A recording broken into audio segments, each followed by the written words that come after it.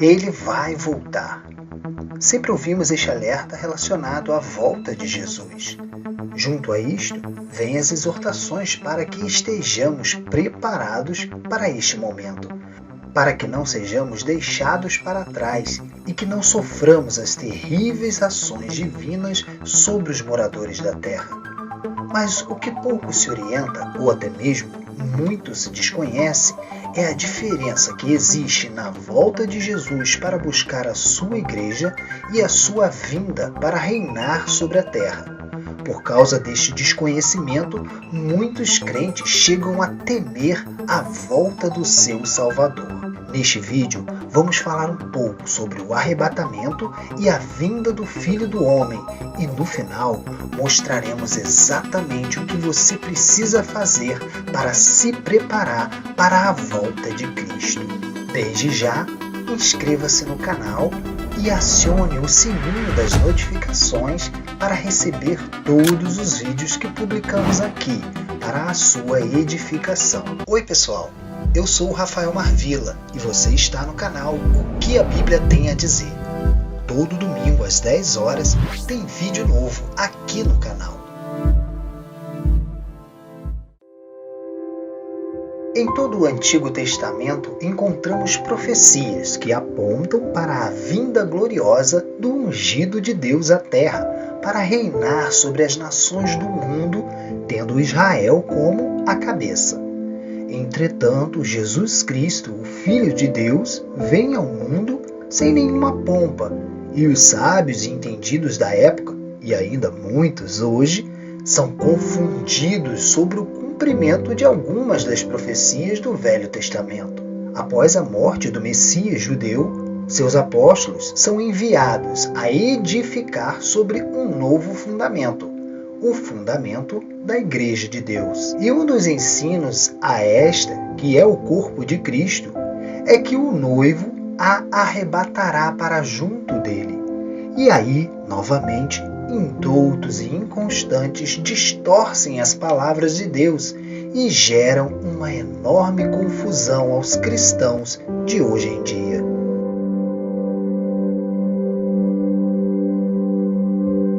Mas afinal, Jesus voltará para buscar a sua igreja ou para reinar em Israel sobre as nações? A resposta é sim para ambos. Mas para compreender que estes dois eventos ocorrerão em momentos distintos e com propósitos divinos diferentes, faz-se necessário entender a diferença entre Israel e a igreja. E para isso, vamos destacar algumas dessas diferenças, embora ambos sejam povo de Deus. Israel é o povo terreno de Deus, enquanto que a igreja é o povo celestial de Deus. Israel foi eleito desde a fundação do mundo. A igreja foi eleita antes da fundação do mundo. Israel é da linhagem de Abraão. A igreja é da linhagem de Jesus Cristo e selados pelo Espírito Santo de Deus. Israel reinará sobre toda a terra sob a autoridade do rei. A igreja reinará com o rei, que é o seu esposo. E por fim, é o remanescente de Israel que estiver vivo, que entrará como súdito no reino terreno com seus corpos terrenos, enquanto que a igreja, quer que tenham morrido ou que estejam vivos, serão ressuscitados ou arrebatados e estarão ao lado de Jesus como esposa para reinar com ele. E é exatamente nesta última diferença que tratamos dos eventos desse vídeo.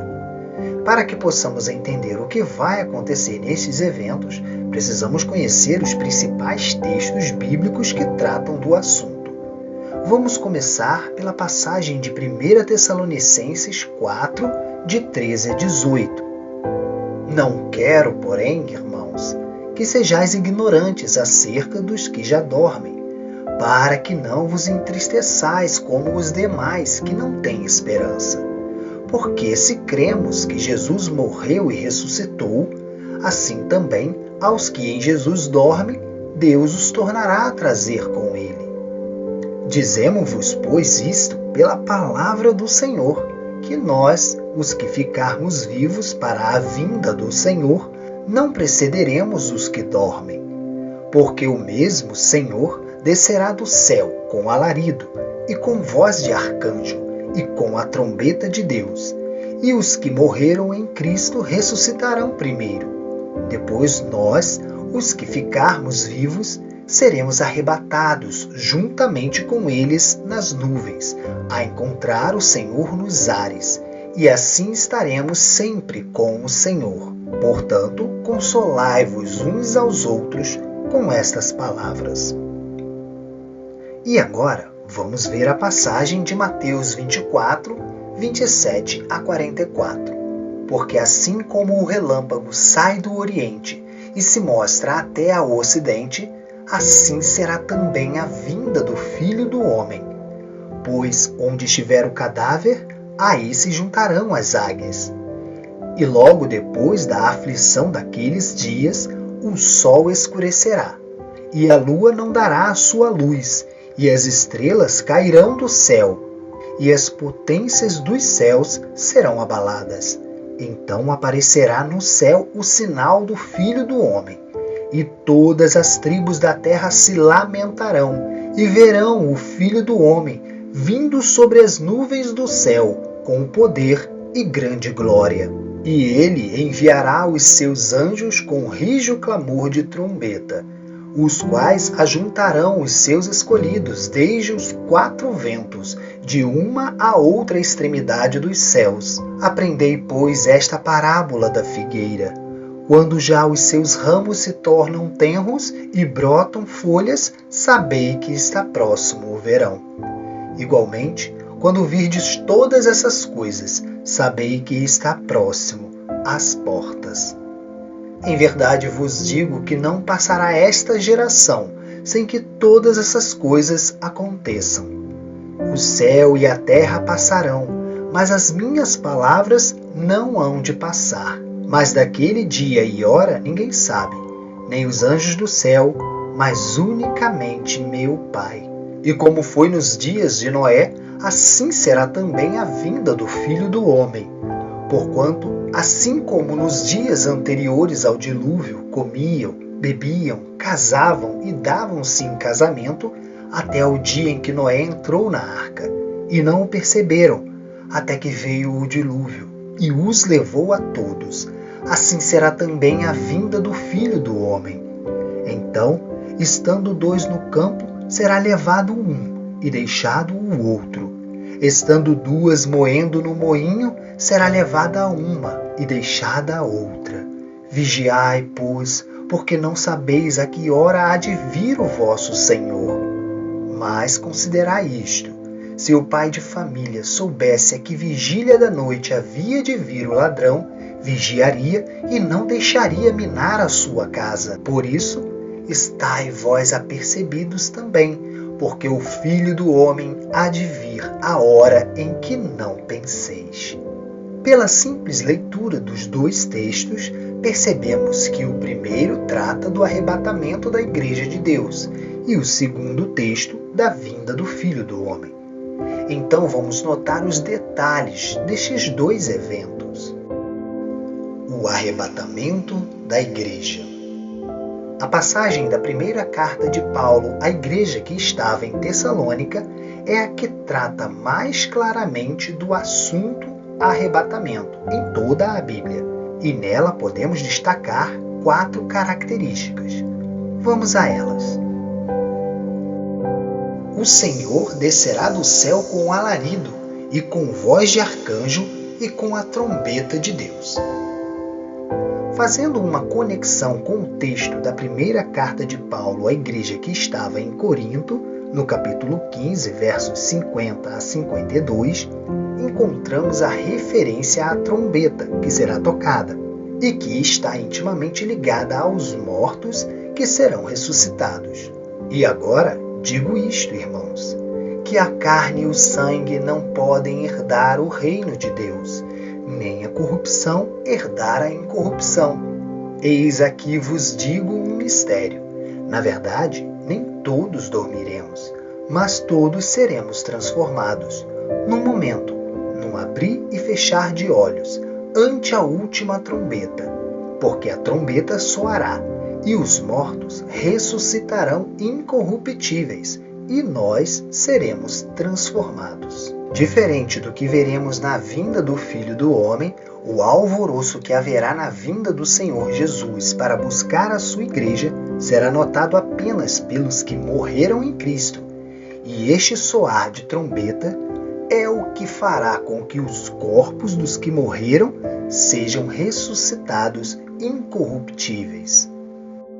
Os que morreram em Cristo ressuscitarão primeiro. Como falado anteriormente, a ressurreição dos corpos dos que morreram em Cristo faz parte do evento do arrebatamento. E não somente isto, este será o primeiro acontecimento no arrebatamento. Os que ficarmos vivos seremos arrebatados juntamente com os que morreram nas nuvens. O arrebatamento, em si, refere-se aos que estarão vivos neste dia, pois estarão ainda em seus corpos aqui na terra. E como explica 1 Coríntios 15, 52, estes terão os seus corpos ainda vivos transformados, os vivos arrebatados, e os mortos ressuscitados estarão juntos nas nuvens. Vamos encontrar o Senhor nos ares. Todos os que fizeram parte da Igreja de Deus, desde Atos 2, mortos ou que estejam vivos nesse dia, encontrarão o Senhor nos ares e estarão com Ele para sempre. A vinda do Filho do Homem. A passagem de Mateus 24 é a descrição dada pelo próprio Senhor Jesus do evento da vinda do Filho do Homem. E nela podemos observar 5 detalhes. Vamos a eles. O Filho do Homem há de vir a hora em que não se está esperando.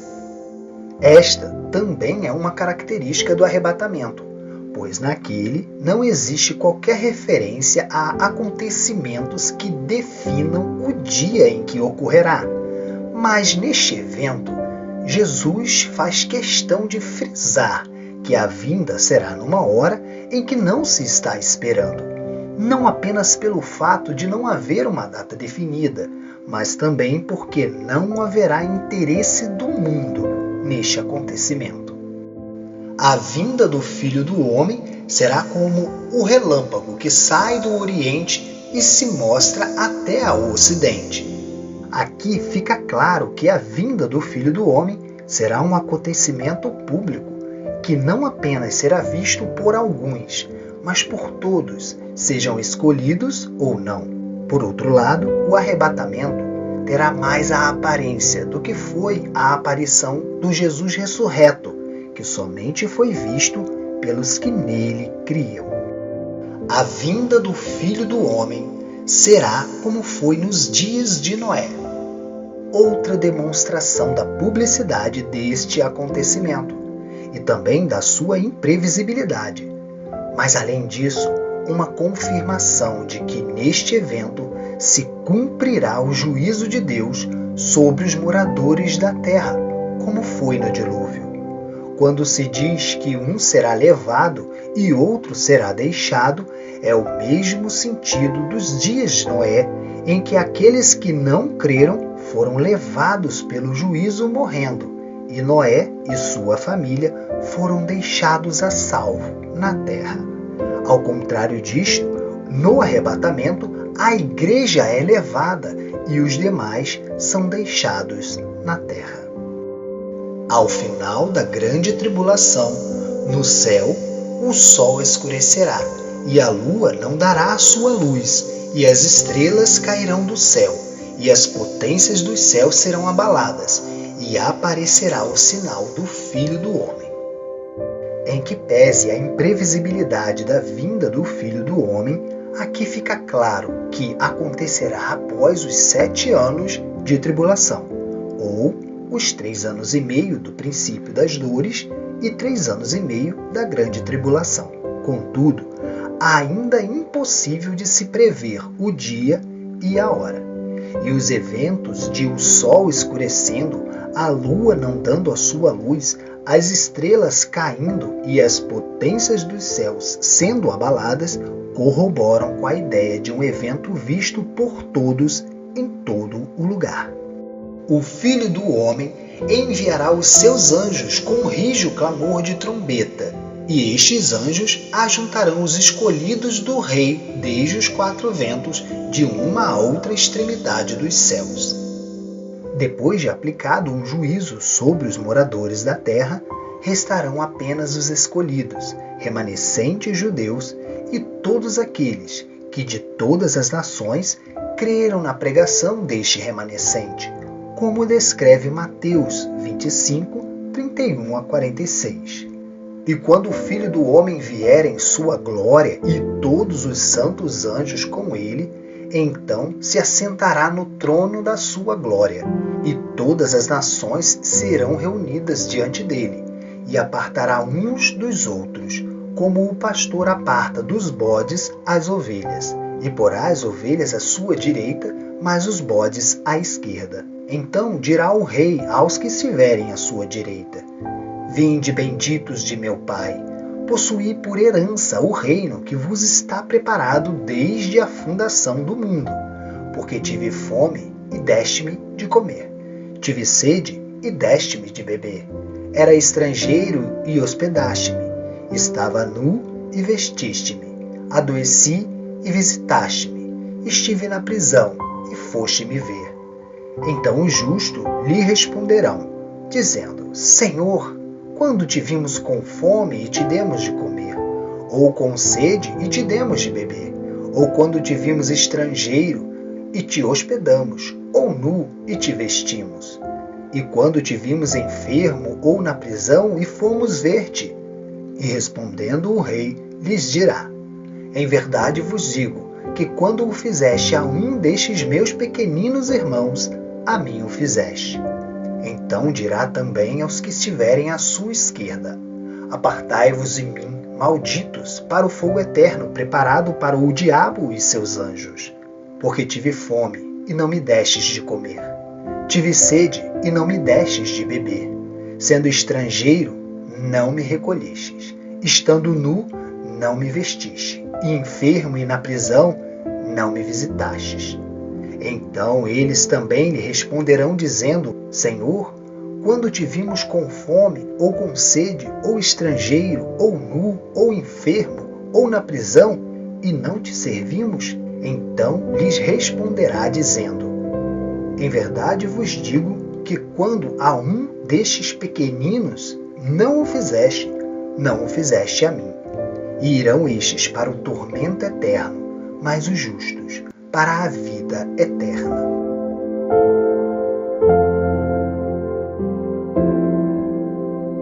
Apesar de saber que não cheguei nem perto de esgotar o entendimento do que é o arrebatamento da igreja e a vinda do Filho do Homem para reinar em Israel, acredito que ficou um pouco mais claro a diferença entre esses dois eventos.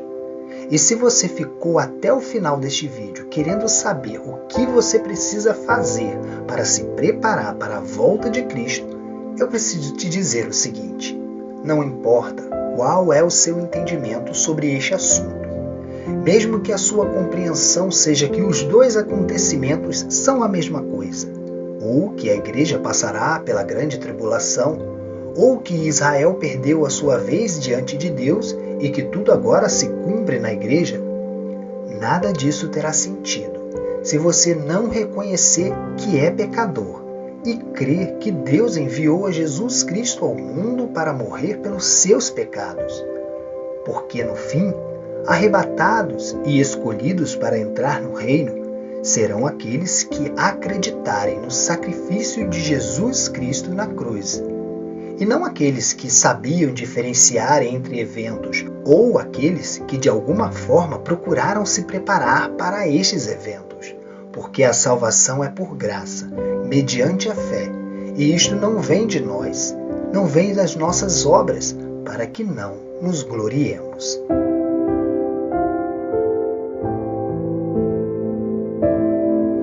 Se você gostou desse vídeo, não deixe de clicar em gostei.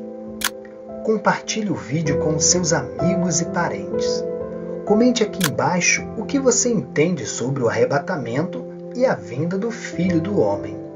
E inscreva-se no canal para continuar acompanhando conosco muitas outras reflexões, além da leitura da Bíblia que fazemos aqui no canal. Até o próximo vídeo. Fique com Deus.